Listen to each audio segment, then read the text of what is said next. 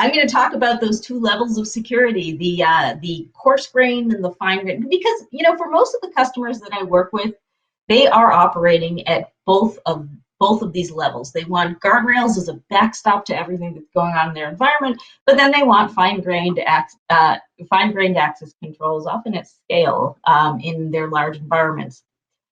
Before we get started, I actually want to get one thing out of the way, though. So my name is Becky. I am an engineer at AWS. You could say that I'm probably AWS's biggest fan. I think that would be fair.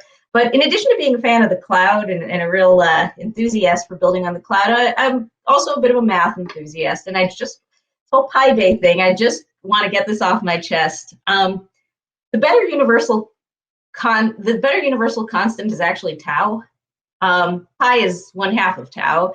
Tau is, of course, the ratio of a circle's circumference to its radius. If you know any math, you know that it's much more natural than throwing that 2 pi around everywhere.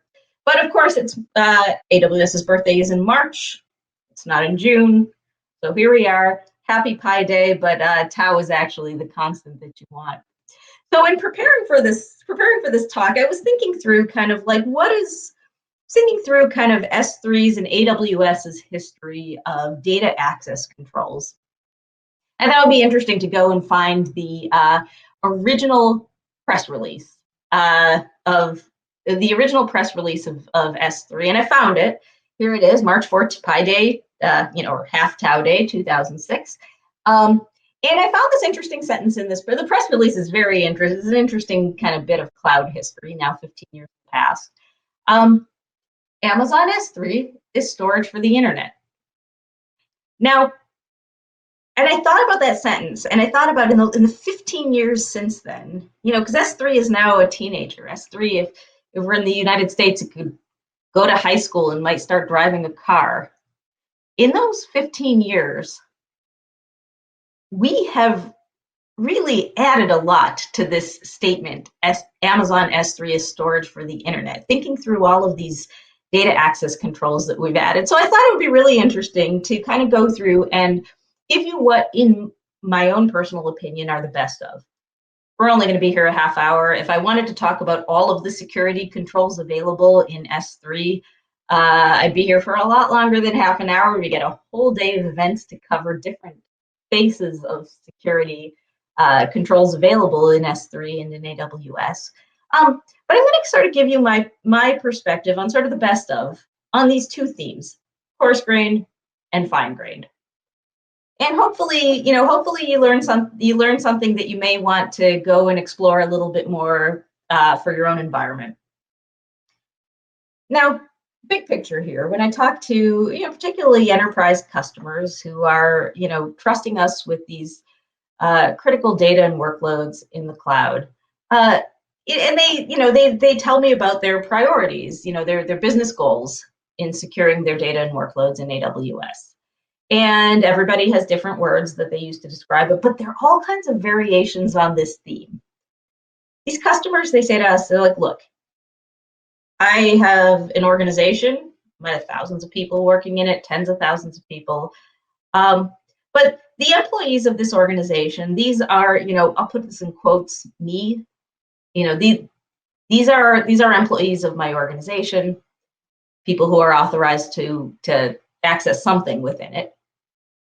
We also have data that belongs to us. I'll call this quote mine, and that I have an S3 bucket shown in this picture, but lots of AWS resources, of which S3 buckets is only one kind. But these belong to me. These are places in AWS that I own and control, that I expect my data to show up. And then finally, for many, not all, but for many of these customers, there's a third dimension here, which is the network, right? There are networks in AWS, the virtual private clouds that customers create in AWS as the networks for their applications, as well as on-premises networks that have known IP address ranges, known connections into Amazon virtual private clouds. And those network locations, well, I expect access to happen. That's where I expect my AWS access to come from. And so these customers are saying, so I've got me accessing my data from here. And that is the, not everybody in my organization accesses all data from all networks, but that combination is possibly okay. And other combinations and permutations, I want just these coarse-grained guardrails that prevent them. And any exceptions to that need to be very explicit and very visible. So the shorthand that we use for that is, these customers want a perimeter. But then within the perimeter, as I said, not everybody has access to everything. Even if I look into the contents of a particular S3 bucket in one AWS account that I have, I may even see that there are different data sets, distinct data sets inside this bucket. In my example here, I have different projects. They're named after different colors. And it stands to reason that not everybody in my organization, not all of the me is going to have access to all of this mine, right? The people working on the red project should have access to the red data, but maybe they don't need access to the data from the chartreuse project. And following the principle of least privilege, I want to be able to express those kinds of things at scale. So those are sort of the two levels at which the customers that we talk to are operating. They're operating at the perimeter level, but they're also operating at this fine-grained level. And of course, since this is AWS, and one of the reasons why our customers come to the cloud is to take advantage of the incredible scale and agility that the cloud offers them.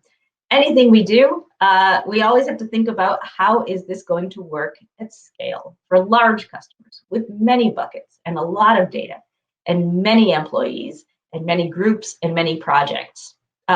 So we're talking about both of these at scale. And I'm going to start with these perimeters. I'm going to go back to this picture, me accessing my data, in my resources that I control from here. Everything within this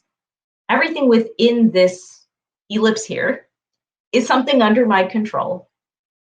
And there is expected access within this boundary. I want to be specific about what, but there is expected access within this boundary. And outside this boundary, well, yes, I work with partners, I share data with specific entities, but you want to be very deliberate about what crosses this line. So how do you do that? Well, you're going to hear about this a lot on this security day of Pi Week, block public access. Because the reason why you're going to hear about this, if you do nothing else for security in S3, this is what you want to do. See, the fact of the matter is, that S3 bucket that you create, until and unless you configure that bucket for sharing data, by default, that bucket is private to your account. Now, that is often exactly the setting that you want. Or if you want to share data, it's specific entities that you want to share data with. In the modern era, there are actually very few use cases where you really would want your data to be public. In fact, even if you're using S3 to host websites, so you're putting your CSS and your JavaScript and your images, other assets like that in S3, and your intention is to make them available as part of your website. Today you would use our content delivery network, CloudFront. You would put a CloudFront distribution as a low-cost way to get all of the benefits of the AWS Edge in front of your website. And even then, your data wouldn't be public. Your data would be shared with your CloudFront as its origin. So this is, use cases for public data in S3. They're rare and they're very specific. And most of you, I would say, don't have them. And therefore, we have this feature. We launched it in 2018. It's called Block Public Access. It's a very simple setting. Actually, there are 4 settings, but for almost all of you, the right answer is turn on all 4 of them. In fact, you can even turn it on across an entire account. And when you turn that on, what that means, you are still able to share data with specific entities, and just what you have made impossible from here on out is the ability to make your data public in S3. Like I said, for most environments, that's exactly what you want. Sharing scenarios exist, but public sharing scenarios are a lot more rare and specific. So if you come away from this with nothing else, go look at your account, see if block public access is turned on. I would say go turn it on. But we've also done other things to be able to support these perimeters at scale over time.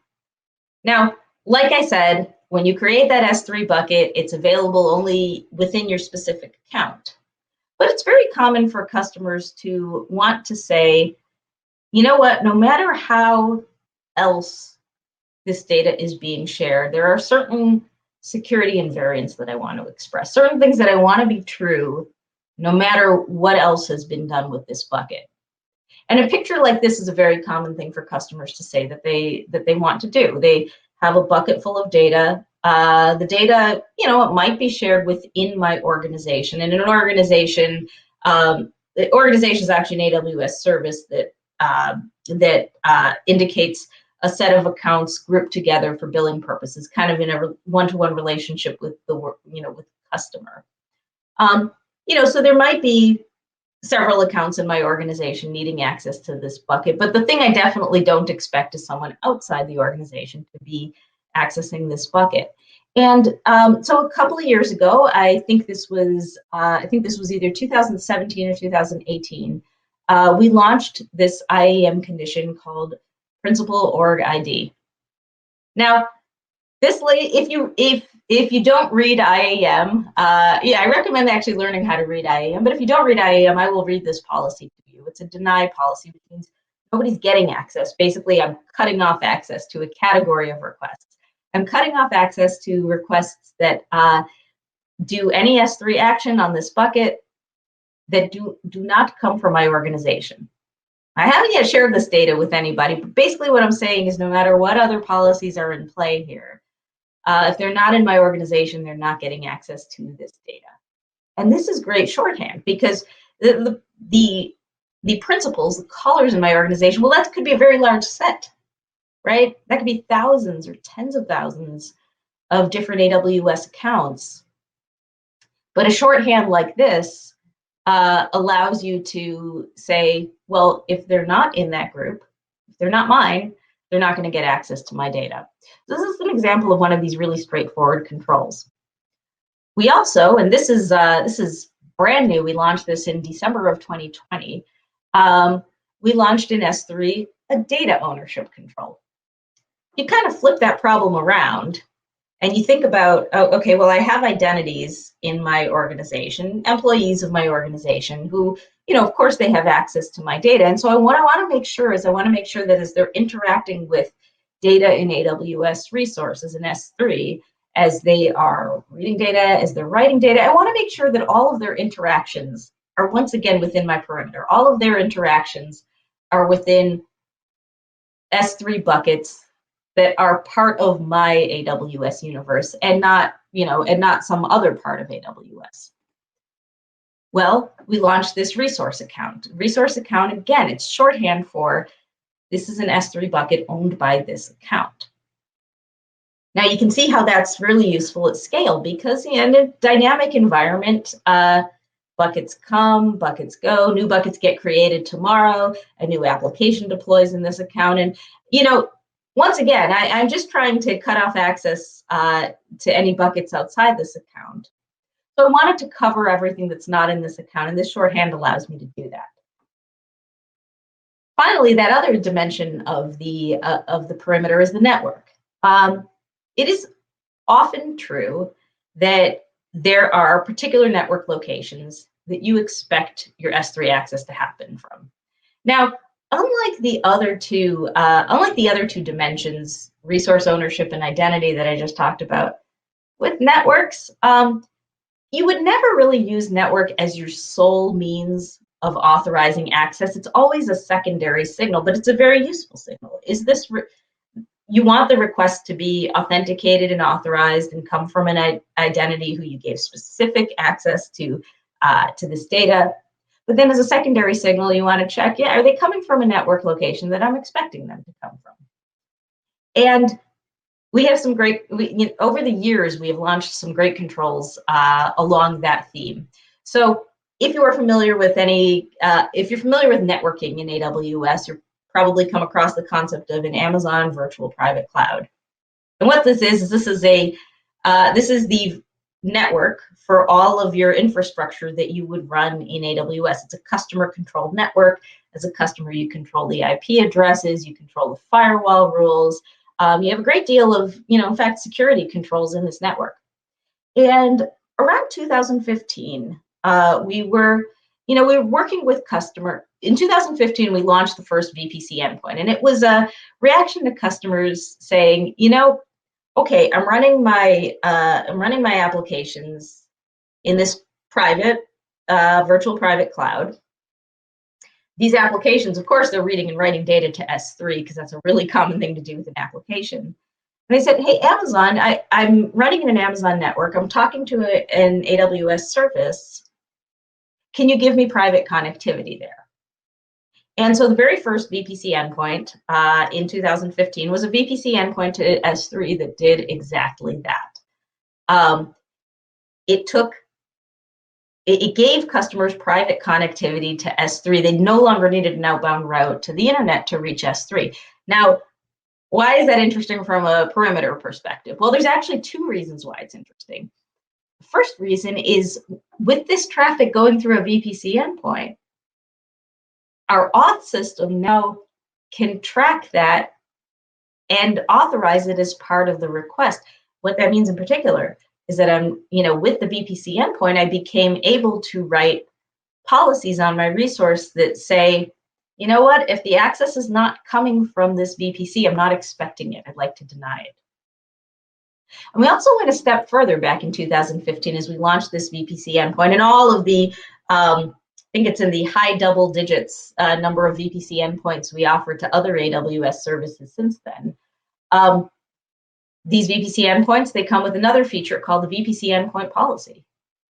And the VPC Endpoint Policy kind of works in the other direction, saying, okay, now that I know that this traffic is coming from this VPC endpoint, I'm going to apply some other policy. I'm going to have this policy enforcement point at the network so that I can make an assertion that says, okay, now anybody using S3 from this network is going to fall within these guardrails, it's going to follow the rules. And a really common way to do that is kind of what you see up here. I want to assert that all use of this network for S3 is for my identities and my resources. And using those other controls that I showed you before, identities at scale and resource ownership at scale, it's now possible to do that. And in fact, just a month or two ago, we launched a brand new capability with the VPC endpoint for S3 that allows you to extend the effect of that policy to your on-premises network. The original VPC endpoint to S3, for those of you networking geeks, it's called a gateway VPC endpoint. It worked with routes. We also launched another flavor of the VPC endpoint to S3, an interface endpoint.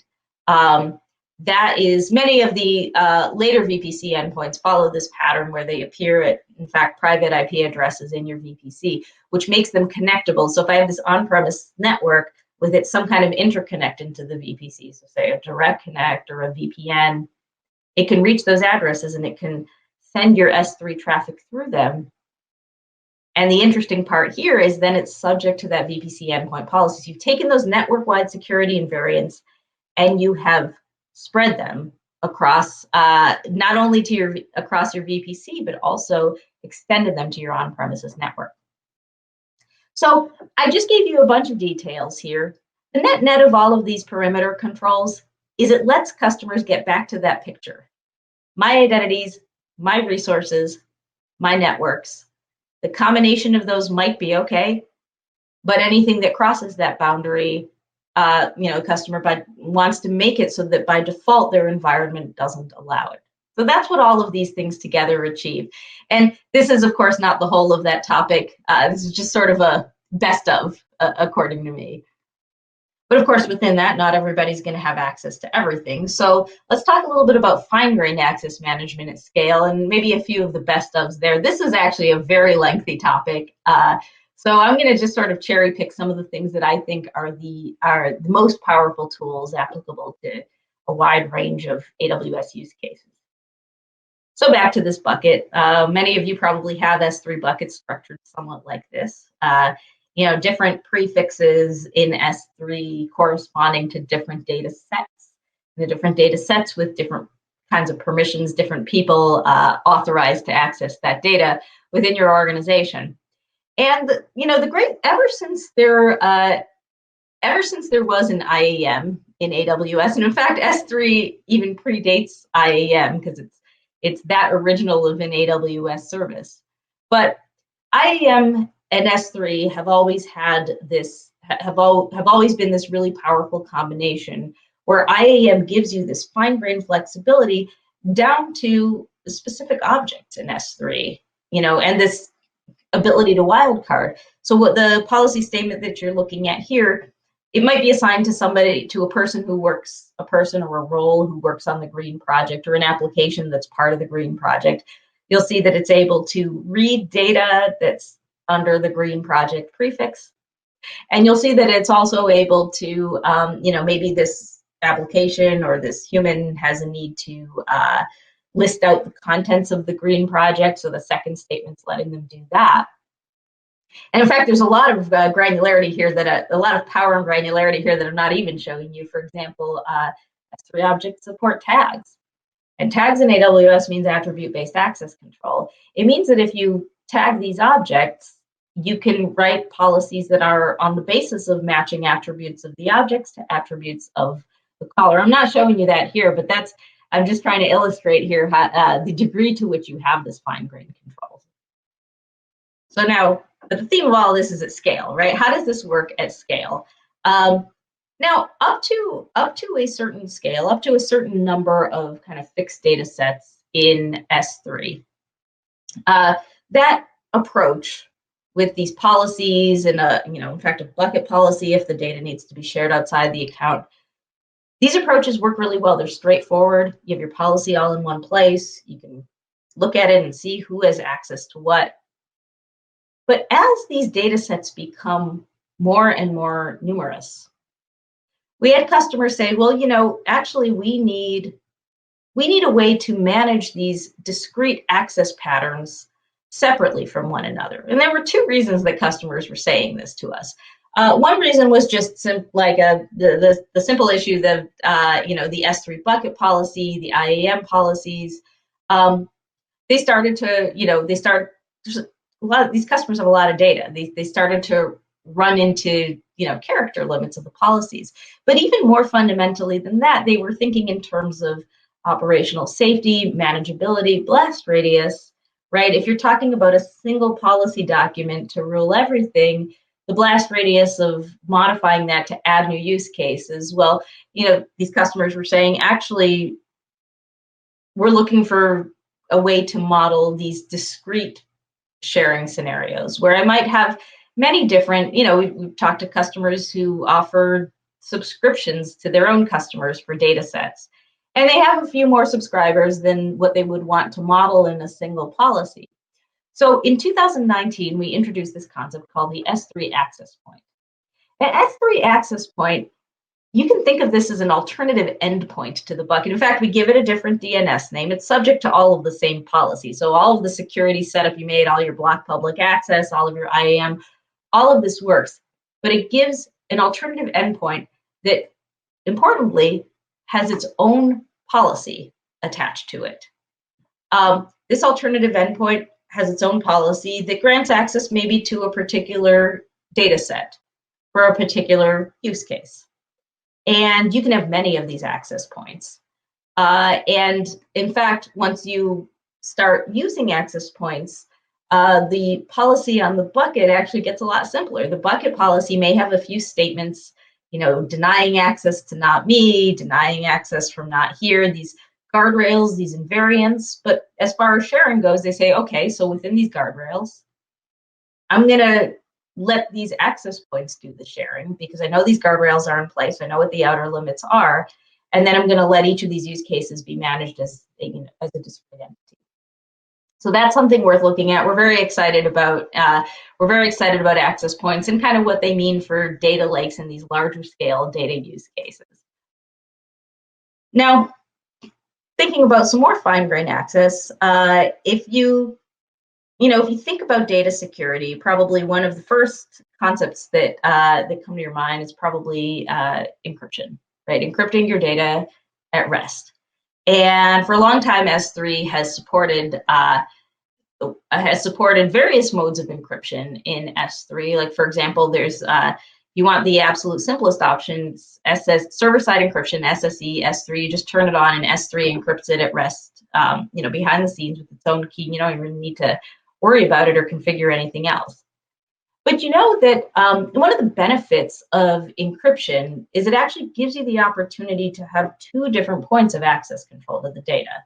So there's the S3 bucket, with its policy saying who it's shared with. But then if you're using a customer managed key, SSE KMS, the AWS Key Management Service, its integration with S3, you know that there's also a key in KMS that if somebody's trying to read or write the data, they need access not only to the raw bits in S3, but to the encryption key that encrypts and decrypts that data. You need access to both in order to be able to see the data. This gives you a secondary point of control. And this has been a popular feature in S3. The integration is pretty straightforward. You can even set it up so that S3 is encrypting your data by default with a KMS key. You don't have to do any of the crypto dance. S3 is all doing that server side. That's what the server side encryption part means. And just a few months ago, we launched a cost optimization for SSE KMS. We call it bucket keys. This is something that if you're doing KMS encryption in S3, you should just turn this on. It's all upside, it's no downside. Basically, we've reduced the cost for many, particularly data-intensive use cases of encrypting your data. So we really lowered that barrier and made it. It just gave you ever more reason to be encrypting your data in S3. It's easy to do, something you should definitely look into doing. I want to sort of close out. There's a lot more to say about fine-grained access management at scale, but I want to close this out by sort of acknowledging that there's even a level higher than what I just talked about with S3. S3, at the end of the day, S3 is infrastructure. S3 is buckets storing data. And this interplay between IAM and S3 kind of treats that data as infrastructure. You saw there's fine-grained controls. You have control over different prefixes. You have tags. But if you're doing any sort of analytics use cases in S3, you probably observe that, hey, my data in S3, yes, it's in buckets and it's organized by prefix, but actually it's structured as databases, it's structured as tables, it's in Parquet files, it's in CSV files. And these formats in this schema, it's not understood by S3 because S3 doesn't know anything about the bits that you have in these objects, but it is understood by all of these higher level services, right? AWS Glue is the catalog. It knows where your databases are. It knows where your tables are. Service like Athena knows how to serverlessly query the data. That's something I love to do with my data in S3 because it's so cool how you can just send it a SQL query and get some answers about your data in S3 with Athena orchestrating all of that. Well, so this is structured data. And so we have a higher level service in AWS. It's called Lake Formation. And Lake Formation operates not at the level of storage and infrastructure, but at the level of your databases and tables, like what's actually in that storage. And specifically, it lets you write even finer grained access controls that would be inexpressible in IAM and S3 because they let you talk about tables, columns, and who should have access to which column. Things that actually concern the contents of this data that you have in S3. So if you have these analytics use cases looking to do fine-grained access at scale, I would definitely have a look at Lake Formation and how it integrates with AWS services and gives you that finer-grained control. So that kind of brings me to the end here. This is a phrase you're going to hear all day today. The security is our job zero at AWS, and boy, is that ever true. But the thing is, we know that I've talked to enough customer to know that, you might not use the same words that we do, but security is your job zero too. You think of it that way too. And I'm hoping that what we just talked about here at the coarse grain level, at the fine grain level, these are the controls by which you can get your job zero done in the cloud. And we're always looking to extend that set and to simplify it and to take away sort of any obstacles to you falling into that pit of security success. So thank you very much from all of us at S3 and AWS, and I hope you have a wonderful rest of your Pi week. Great. Thank you so much for that, Becky. I have been following along diligently with your slides, and I've been watching Twitch chat as well. Lots of great discussion over there. And we actually had some questions from chat. Do you mind if we... Okay. Oh, let's do it. I promise they won't be too rough. Chat has been on their best behavior here. So let me see if I can just bring this up on the screen for just a moment. The magic of production. I'll ask it and then I'll find the graphic for it. So question for you is, can you talk a little bit about what large organizations can do for auditing S3 sprawl? I have a few ideas of service or features that help directly with this, but I'm curious what your thoughts are. Okay, so auditing is, and I assume what you mean by the question is auditing S3 sprawl. So you say sprawl, I say at scale.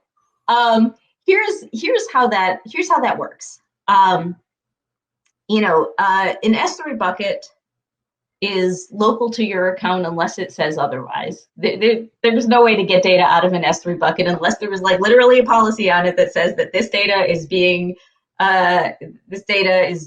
being authorized for use by these other entities.